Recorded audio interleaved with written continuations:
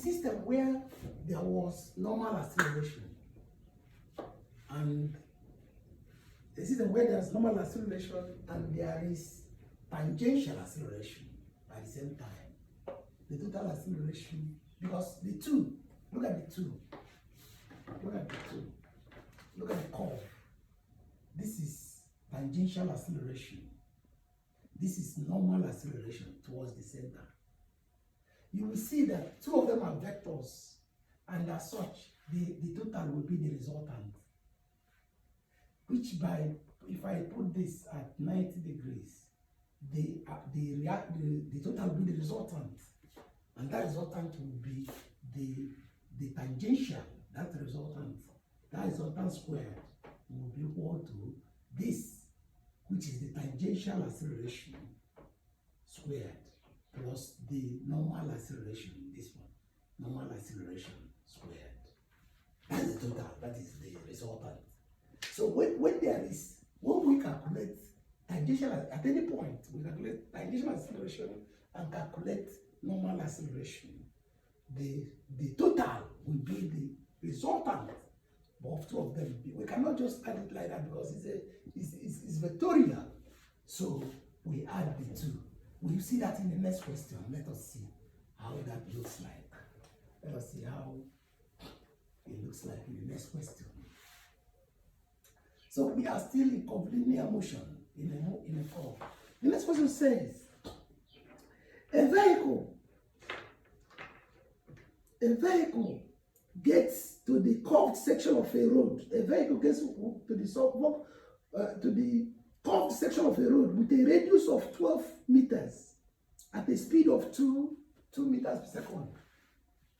So we get at the curved part of the road 2 meters per second. That's what he used to get, the velocity he used to get there.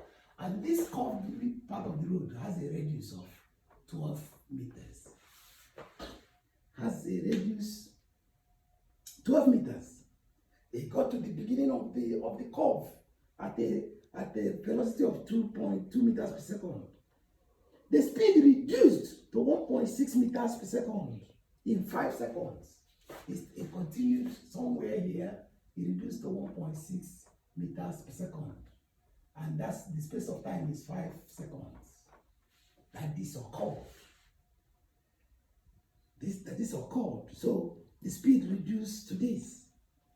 As it goes through the curve, as it goes through the curve section of the road, determine the average value of total acceleration of the vehicle on the curve section. Determine so for me to do this, I'll first of all get the normal acceleration and get the tangential acceleration and get the vectorial summation. So normal acceleration at the beginning here, normal acceleration here at the beginning is 2 squared over 12. That is velocity squared divided by normal acceleration. 2 squared over 12, which I got to be 0.33 meters equal to 0.33 meters per second. This is normal acceleration, normal acceleration. So I now try tangential acceleration, which we know about, which is because it's stepping into that at the beginning here. The tangential acceleration, when it gets to at the other end, the normal acceleration at the beginning was 2/16, while the normal acceleration at the end is 1.6 squared over 12. 1.6 squared over 12, which I got to be 0.213 meters per second. Per second squared. That is the acceleration at the normal acceleration, both at the beginning and at the end. Now, the next thing now is for us to get the tangential acceleration. To get the tangential acceleration, we have to get the tangential acceleration. So if we're to get tangential acceleration, it's simple. The vehicle was moving this way, And looking at, it has an initial velocity of 2 meters per second, final velocity of 1.6 meters per second. Remembering the first equation of motion, which is v, which is final velocity, is equal to u plus at, if you remember the beginning. So here, 1.6 is v, that's final velocity, is equal to u, which is 2, plus a times time, the time that was taken, the time that was taken for the journey from the question. The time that was taken was 5 seconds. The time was 5 seconds. So 5 times a, which means a, which is the acceleration. Because the velocity, the velocity reduced. So that means it was decelerating. It wasn't accelerating. So this will be minus. That means 5. A will be equal to 2 minus 1.6 over 5. The acceleration, that is tangential acceleration, will be from first equation of motion will be 2 minus 1.6. 2 minus 1 over 5, which is 0.08 meters per second. 0.08 meters per second squared. That is the tangential acceleration. So it is simple. Now, to get the final velocity, the final acceleration at inception, the final acceleration at inception will be the normal acceleration at the normal acceleration at the inception was the 0.33. So it will be square root total acceleration at inception is 0.33 squared, square root of 0.33 squared, plus the tangential, which is 0.08 squared. Because I said that total acceleration will be the normal acceleration and the tangential acceleration, because of the way they are related, and because they are vectorial, the sum will be vectorial summation, which is finding the resultant between the two of them. That is this. This is at the inception, the total acceleration at the inception. That's the total acceleration at the inception, which gives me 0.34 meters per second squared. While at the end of the journey, the